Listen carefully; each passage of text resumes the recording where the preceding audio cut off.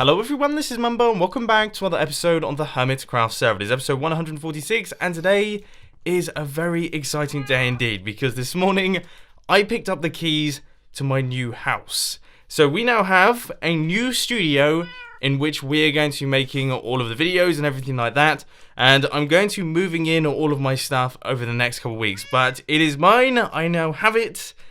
And it looks amazing. For those of you who are subscribed to the vlogging channel, you will have seen the full studio tour already. I don't know if I'm going to do a studio tour on the main channel as well. I am sort of thinking about it once I get a little bit more furniture in there, because right now it is completely empty. I mean, there really is nothing in there at all. But I hope you think it looks cool. Obviously, I think it looks awesome. I think it's such a cool place, and I cannot wait to start making videos in there. So I'm going to be moving my stuff as fast as possible so that that can be the official proper home of Mumbo Jumbo for 2017. But anyway, first things first, I thought we could pop in here and we could take a look and see if we have made any sales, because it has been so long since I've checked these chests, and for good reason. Nobody likes our shop anymore. Alright, let's head back over to the base. We have got a whole ton of awesome projects to work on. Now this is going to pain me ever so slightly, but one and a half stacks of diamonds. We have got a ton of junk in the inventory here, so I'm going to chuck out some of this stuff.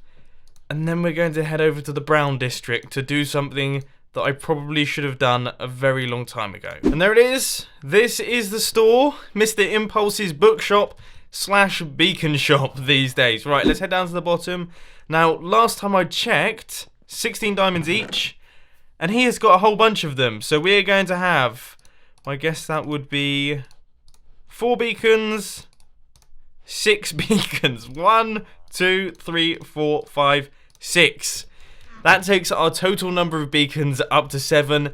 The number of beacons that we've actually fought withers for? 0. Yeah, 0. I haven't fought a wither yet in this entire Hermitcraft season. Right, let's head back over to the base. We've got plenty of uses for these things. We have run into a slightly different issue, which is the fact that I now don't have any iron blocks, which means that we're going to have to grab even more diamonds. We're going to have to go over to the Brown District. Oh boy, this is becoming a lot more expensive than I was first imagining. So the plan for today's episode really is quite simple. We're going to build a ridiculous, amazing, incredible mine. I realised the other day, I don't have a mine on the Hermitcraft server. Absolutely no mineshaft whatsoever. So I thought that we could create the most ridiculous mineshaft we can possibly build. This is going to have an item transportation system, which is going to take items from the bottom up to the top into a storage system. It's going to have automatic torch dispensers. It's going to have automatic potion dispensers and water dispensers and everything like that. It's going to have everything we could possibly want. And the first thing that we have to work out is where on earth we're going to build this thing. I mean, I'd like it to be on the edge of the industrial district, but that could be difficult with all of the redstone that we have around here. Maybe here? Oh, I'm not going to build it there because I've done a big mining challenge down there. I'm thinking somewhere over by that area, near the charged creeper. So I guess, first things first, we've actually got to create the mine shaft. Time to dig from y equals 62 all the way down to y equals 11. So in today's time-lapse chat, I want to talk to you guys very quickly about the new studio. Now this time-lapse is going to last probably about 45 seconds because it wasn't a particularly big job, so I'm going to try my best to keep this extremely brief, but I am planning on creating an epic studio, and I'm going to be showing all of that on the vlogging channel. It's going to be called the Studio Project, and I really need your help for things that you want to see in the studio project. Things like lighting, things like various different gadgets and stuff that you want to see inside my house. I've got a budget that I have set myself to buy this awesome stuff, and hopefully it covers the awesome stuff that you suggest. I'll just give you a hint though, it's not going to get me like a McLaren or anything, so don't suggest like a 1000-inch 8K TV because I'm not made of money. Cool, okay, let's hop back onto the Hermitcraft server. So this is the hole. It is looking absolutely brilliant. I don't know if I'm going to do any decorating at the start of today's episode because I want to get everything functional. So I think now I'm going to, well, I guess I'm going to have to pop down to the bottom and we'll start placing in all of the beacons 1 in each of the corners. And then we can start working out where the redstone is going to be going. Hopefully I have built my hybrid beacon to the correct dimension, so we should have 1. Yes! Oh, I got so scared that I'd built it far too close to the drone there. And, oh, that is going to annoy people. That is really going to annoy people. It is not centered to the edge of the drone.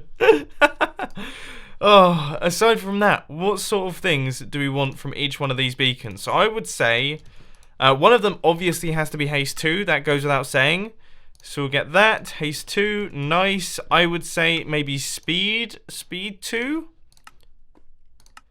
So then we can have like hyper fast and also super fast mining. I mean, that's going to be really, really quick.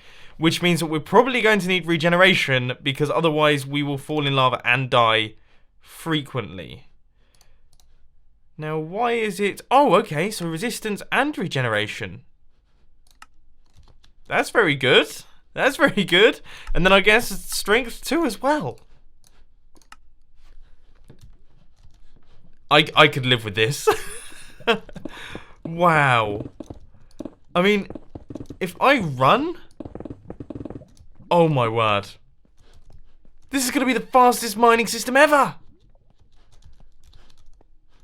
Okay, right. Well, we should probably start working out how we're actually going to set this thing up.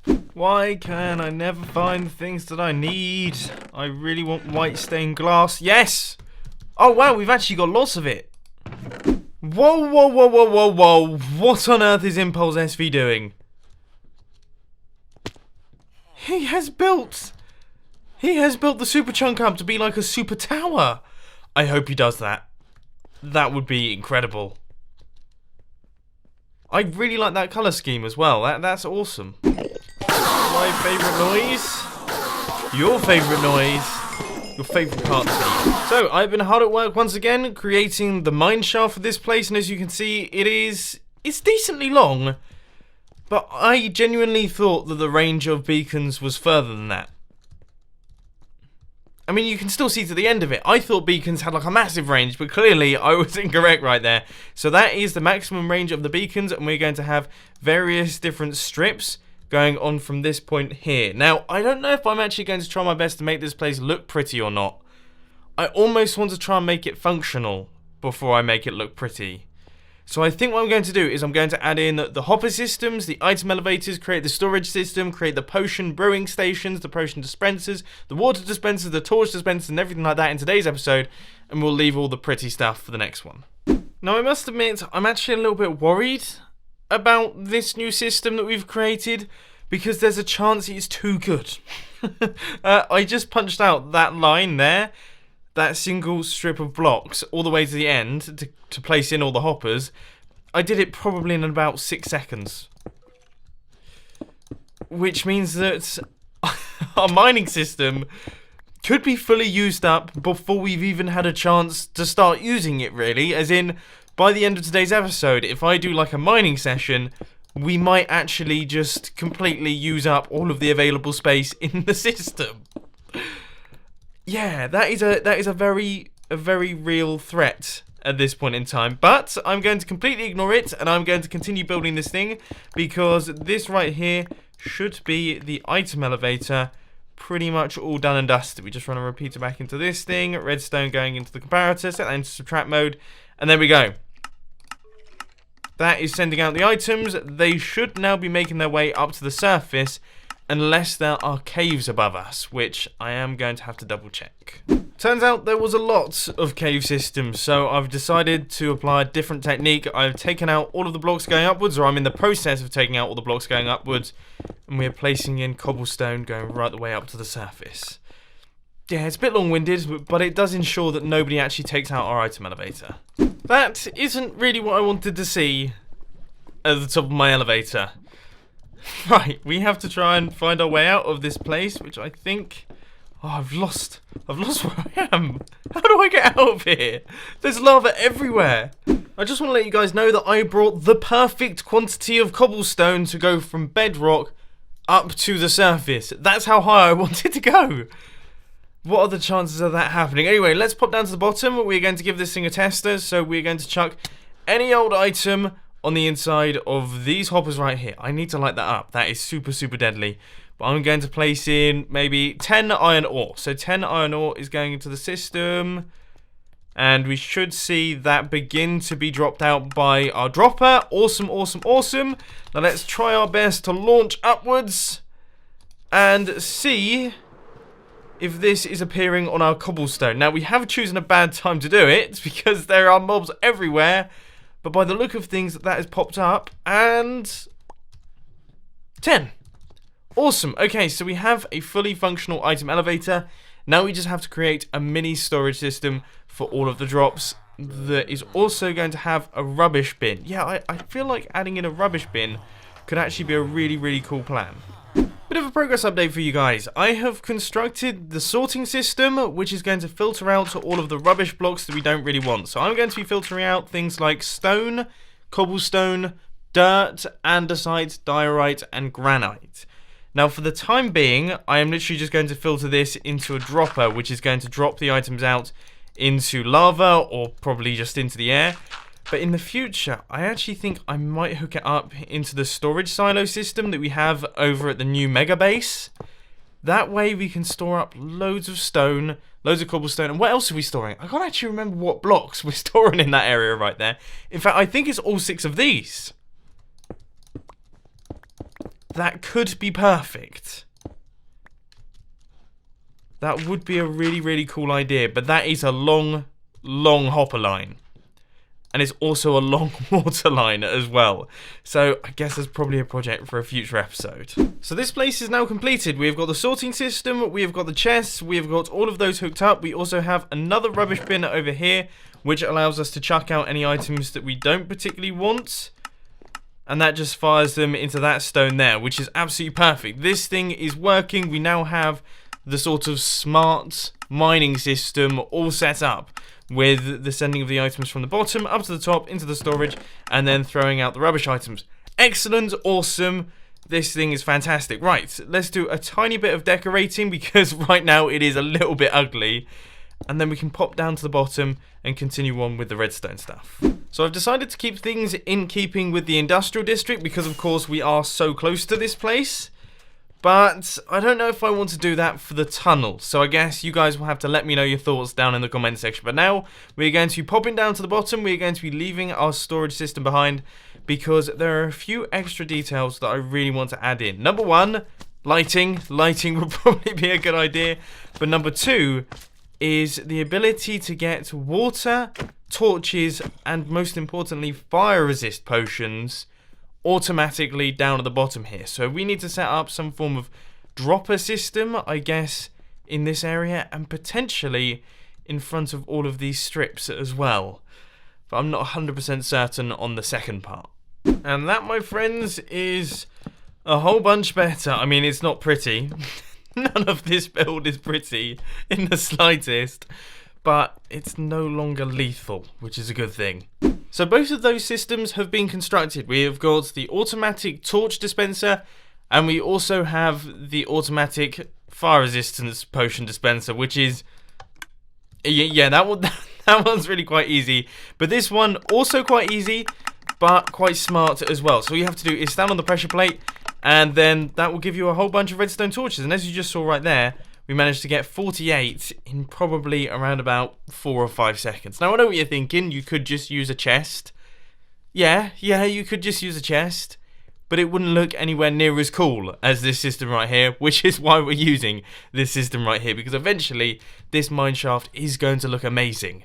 Just not at this point in time. So the next thing that I really want to work on is the automatic water bucket dispenser. And I want to build that using what's known as a water machine, which is a system that automatically collects water for you.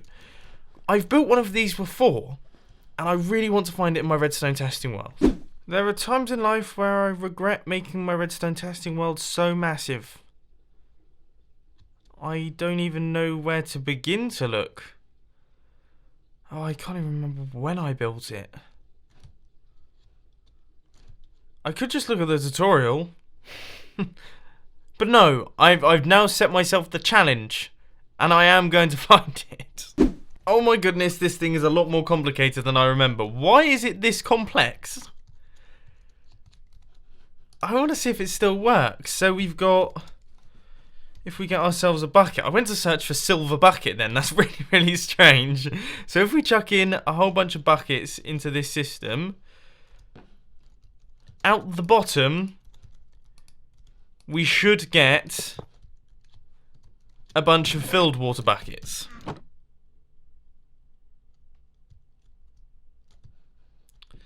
That's not looking so promising, is it?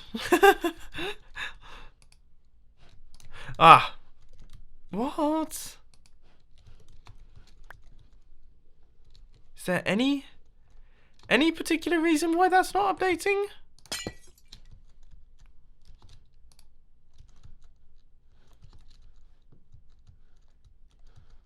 How strange.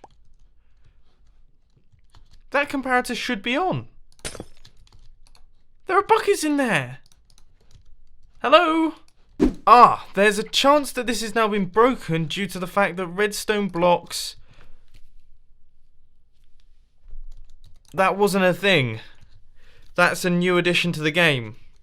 So that redstone block right there is actually powering the side of this comparator, which means that it doesn't give a redstone output. Okay. Is there any way that I can fix this? Oh, I always set myself these challenges right at the end of the day. So, I have redesigned everything. I have got a completely new timing circuit. Everything should be working, I hope. I've just filled in all of the water. We've got our chest down at the bottom right here, which is going to be our output chest. Now, let's see what happens if we place in one bucket. Not bad, not bad. Now here comes the real test. Okay, we're going to put in 15 buckets. Hey! Oh. Oh. Okay, so what's that done there? That has got, well, we've got 1, 2, 3, 4, 5, 6, 7, 8. 8 water buckets and 7 non-filled buckets. That's got to be to do with timings.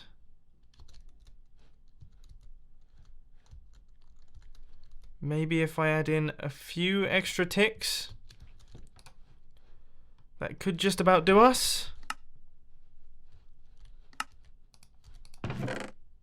Oh, there is also a chance that it's because of the alignment of that hopper right there, sending in items a little bit too quickly. This is really difficult. I genuinely can't remember how I got around this issue because I remember having it.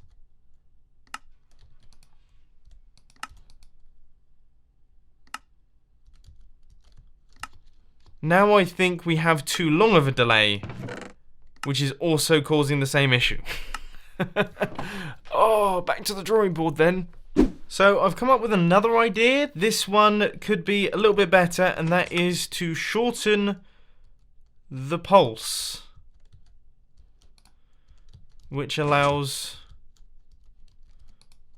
Yeah. Oh my god!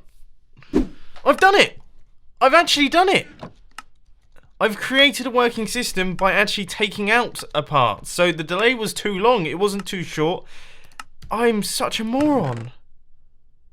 There we go, that system works. And now we don't need any of this area, which means that I really want to try and compact this, and I think I can. So if we just take out this, we have a redstone torch on the side there. Then we have a repeater right here. There we go. Creating more compact designs in the middle of an episode. Sweet. Okay, this should be fully functional. I will test it once again, but I imagine that nothing has changed here, and this should all be working. Awesome. Let's pop back onto the Hermitcraft server and get this thing constructed. So, I have just picked up the final water bucket, and we're going to head down to the bottom of the system right here, try our best not to die in the process, and let's just place in that one right there. So, we now have ourselves an empty water bucket.